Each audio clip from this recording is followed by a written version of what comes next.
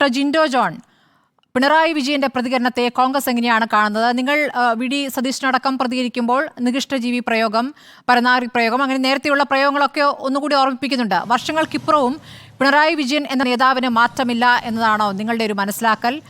ഈ തെരഞ്ഞെടുപ്പ് പരാജയം CPM-നെ ഒരു പാഠവും പഠിപ്പിച്ചില്ല എന്നാണ്? അല്ല, ഇതില് ശ്രീ ഹസ്കർ പറയുന്ന ഒരു കാര്യം പ്രളയത്തെക്കുറിച്ചും കേരളത്തിലെ ആരോഗ്യ മേഖലയെക്കുറിച്ചിട്ടും ഇകഴ്ത്തി കാണിക്കുന്ന രീതിയിൽ ബഹുമാനായ കൂർലോസ് തിരുമേനി സംസാരിച്ചു എന്നാണ് ഇവരുടെ ആക്ഷേപം. ഇവിടെ പ്രളയത്തിന്റെ സമയത്ത് കേരളത്തെ പടുത്തുയർത്തിയെന്നാണ് ഹസ്കർ പറയുന്നത്. ഈ പ്രളയം 2018 ഉണ്ടാക്കിയത് തന്നെ LDF ഗവൺമെന്റാണ്. MM മണിയെ പോലുള്ള വിദ്യുത് ശക്തി മന്ത്രിമാരുടെ തലയിൽ ഉദിച്ച ബുദ്ധിയുടെ ഭാഗമായിട്ട് കേരളം മുഴുവൻ വെള്ളക്കെട്ടിൽ കിടന്നപ്പോൾ രക്ഷപ്പെടുത്തിയ ആളുകളുടെ കൂട്ടത്തിൽ മത്സ്യത്തൊഴിലാളികൾ ഉണ്ടായിരുന്നു. പിന്നീട് അവർക്ക് സംഭവിച്ചത് എന്താണെന്നും സർക്കാർ എത്രത്തോളമാണ് ആ പ്രളയത്തിൽപ്പെട്ട മനുഷ്യരെ കൈപിടിച്ചുയർത്തിയെന്നൊക്കെ നമ്മൾ കണ്ടു. ഇവര് പ്രളയ ഫണ്ട് തട്ടിയെടുക്കുന്ന തിരക്കിലായിരുന്നു CPM-ന്റെ നേതാക്കന്മാർ. കേരളത്തിൽ അങ്ങോളം ഇങ്ങോളം റീബിൽഡിംഗ് കേരള എന്ന് പറഞ്ഞ ഇനിഷ്യേറ്റീവ് തുടങ്ങിയിട്ട് എന്തായി, എത്രത്തോളമായി, അത്ര ആളുകൾക്ക് സഹായം കൊടുത്തു എന്ന് പറയാൻ നാളിതുവരെ ഈ സർക്കാരിന്റെ പ്രതിനിധികൾക്ക് ആർക്കും സാധിച്ചിട്ടില്ല. പിന്നെ അദ്ദേഹം പറയുന്നത് കൂർലോസ് തിരുമേനി വിമർശിച്ച ആരോഗ്യ മേഖലയെ കുറിച്ചിട്ടാ. ഒരു ശസ്ത്രക്രിയയ്ക്ക് പോകുന്ന ഒരു സ്ത്രീ ശസ്ത്രക്രിയ കഴിയുമ്പോൾ അതിന്റെ ഉപകരണങ്ങൾ മുഴുവൻ വയറ്റിൽ കൊണ്ട് വീട്ടിൽ പോകേണ്ട ഗതികേടിലേക്ക് എത്തുന്നു. മറ്റൊരു സ്ത്രീ ICUവിൽ പീഡിപ്പിക്കപ്പെടുന്നു. ആ പീഡിപ്പിക്കപ്പെട്ട സ്ത്രീക്ക് അനുകൂലമായിട്ട് നിൽക്കുന്ന നഴ്സിനെ ട്രാൻസ്ഫർ ചെയ്യുന്നു. ഹൈക്കോടതി വിധിയുമായിട്ട് ആ നഴ്സ് വരുമ്പോൾ ആശുപത്രി വരാന്തയിൽ 6 ദിവസം കാവലിരിക്കേണ്ട ഗതികേടിലേക്ക് കേരളത്തിലെ ആരോഗ്യ മേഖലയെ നയിച്ച പാർട്ടിയുടെ വക്താവ് വന്നിട്ട് പറയും ആരോഗ്യ മേഖല 1ാം സ്ഥാനത്താണെന്ന്.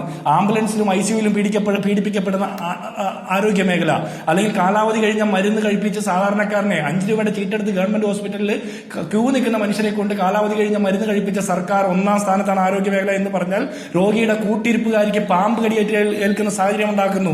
അവയവം മാറി ശസ്ത്രക്രിയ നടത്തുന്ന സർക്കാർ ആശുപത്രികൾ ഈ സർക്കാരിന്റെ മേന്മയാണെന്നൊക്കെ പറയുന്ന കാലഘട്ടത്തിലാണ് വിമർശിക്കുന്ന ഒരു തിരുമേനിയെ ആക്ഷേപിക്കുന്നത്. ഇവിടെ പിണറായി വിജയൻ പറയുന്നത് ഈ തിരുമേനി വിവരദോഷി എന്നുള്ള രീതിയിലാണ് അദ്ദേഹം പറയുന്നത്. എനിക്ക് തോന്നുന്നത് ഈ തിരുമേനിക്ക് തന്നെ തോന്നിയിട്ടുണ്ടാവും തനിക്ക് ഒരിക്കൽ ഒരു വിവരദോഷം പറ്റിയിട്ടുണ്ടോ എന്ന് അദ്ദേഹം ഒരിക്കലെങ്കിലും ചിന്തിക്കാൻ സാധ്യതയുണ്ട്. അത്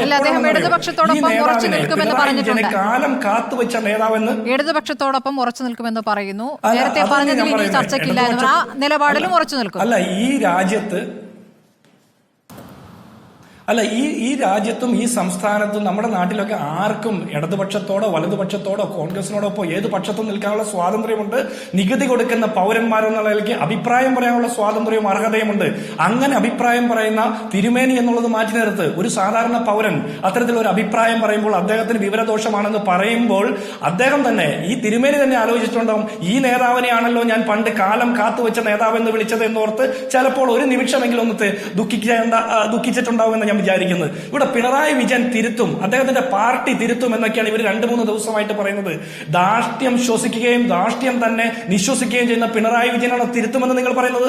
ഇന്ന് മാധ്യമ പ്രവർത്തകരോട് ഡൽഹിയിൽ വെച്ച് അദ്ദേഹം നടത്തിയ മറുപടി എന്താ? ഒരു തോറ്റു നിൽക്കുന്ന മുന്നണിയുടെ സർക്കാരിന്റെ പ്രവർത്തനങ്ങളെ വിലയിരുത്തുമെന്ന് പാർട്ടി സെക്രട്ടറി അടക്കമുള്ള നേതാക്കന്മാർ പറഞ്ഞിട്ട് സർക്കാരിന്റെ പ്രവർത്തനങ്ങളെ വിലയിരുത്തിക്കൊണ്ട് ആ സർക്കാരിനെ നയിക്കുന്ന പാർട്ടിക്ക് വൻ തോൽവി ഈ സംസ്ഥാനത്തെ ജനങ്ങൾ കൊടുത്തതിന് ശേഷം അതിനെക്കുറിച്ച് ചോദിക്കുമ്പോൾ പോലും അദ്ദേഹത്തിന്റെ ധാർഷ്ട്യം മാറുന്നില്ല. ഇവിടെ ഒരു കാര്യത്തിൽ എനിക്ക് ഒരു ഉറപ്പുണ്ട്, പിണറായി വിജയന് ദേഷ്യം വരാൻ ഒരു സാധ്യത ഉണ്ടായത് ഒറ്റ കാര്യത്തിലായിരിക്കും. ഇത്രയൊക്കെ തോന്നിവാസം ചെയ്തിട്ടും ഞങ്ങൾക്ക് ഒരു സീറ്റ് കിട്ടിയില്ലേ, അതിന് ആ സമയത്ത് ഞങ്ങൾ വിമർശിക്കുന്നു. എങ്ങനെയാണ് ആ ഒരു സീറ്റ് കിട്ടിയതിനെ കുറിച്ചിട്ടാണ് അവർ ആലോചിക്കുന്നത്. ആ സമയത്ത് ഞങ്ങൾ വിമർശിച്ചത് ശരിയായില്ല എന്നുള്ള രീതിയിലായിരിക്കും അദ്ദേഹത്തിന് ദേഷ്യം വരാൻ സാധ്യത. ഇവിടെ വിമർശിക്കാൻ പോകുന്ന മുഴുവൻ ഇടതുപക്ഷക്കാരോട് ഞാൻ പറയുന്ന ഒരു കാര്യമുണ്ട്. നിങ്ങൾ രാജാവിനെ കണ്ട് രാജാവ് നഗ്നനാണെന്ന് ഒരിക്കലെങ്കിലും പറഞ്ഞാൽ ഇടതുപക്ഷമാണോ വലതുപക്ഷമാണോ എന്ന് നോക്കില്ല. രാജാവിന്റെ തീവ്രമായിട്ടുള്ള അതിരൂക്ഷമായിട്ടുള്ള തീഷ്ണമായിട്ടുള്ള അദ്ദേഹത്തിന്റെ കോപത്തിന് വിധേയരാക്കപ്പെടേണ്ടി വരും, വാക്കുകൊണ്ടും പ്രവൃത്തി കൊണ്ടും. അല്ലെങ്കിൽ ഇവരുടെ ജീവൻ രക്ഷാ പ്രവർത്തകർ തലയടിച്ച് പൊട്ടിക്കുന്നതിന് സാക്ഷ്യം വഹിക്കേണ്ടി വരും, അല്ലെങ്കിൽ അനുഭവിക്കേണ്ടി വരും. ഇവിടെ റെജി ലൂക്കോസ് എന്ന് പറഞ്ഞ ഇടത് സഹയാത്രികൻ ഇവരുടെ പാർട്ടിക്ക് വേണ്ടിയിട്ട് നിരന്തരം ചാനലുകളിലും ദൃശ്യമാധ്യമങ്ങളിലും വന്ന് ചർച്ച ചെയ്യുന്ന റെജി ലൂക്കോസ് ക്രിസ്തുവിന്റെ ചിത്രം പോലും മോർഫ് ചെയ്ത് പ്രചരിപ്പിക്കുന്ന രീതിയിൽ ധൈര്യം കിട്ടുന്നത് എവിടെ നിന്നാണ്? അത് പിണറായി വിജയന്റെ ഈ ധാർഷ്ട്യത്തിൽ നിന്നാണ് ഇവർക്ക് ധൈര്യം കിട്ടുന്നത്. കേരളത്തിലെ ഇടത് സഹയാത്രികർക്കടക്കം ഇത്തരത്തിലുള്ള ധാർഷ്ട്യം കിട്ടുന്നത് പിണറായി വിജയൻ എന്ന് പറയുന്ന നേതാവിനെ ഇവര് ഇമിറ്റേറ്റ് ചെയ്യാൻ ശ്രമിക്കുന്നത് കൊണ്ടാണ്.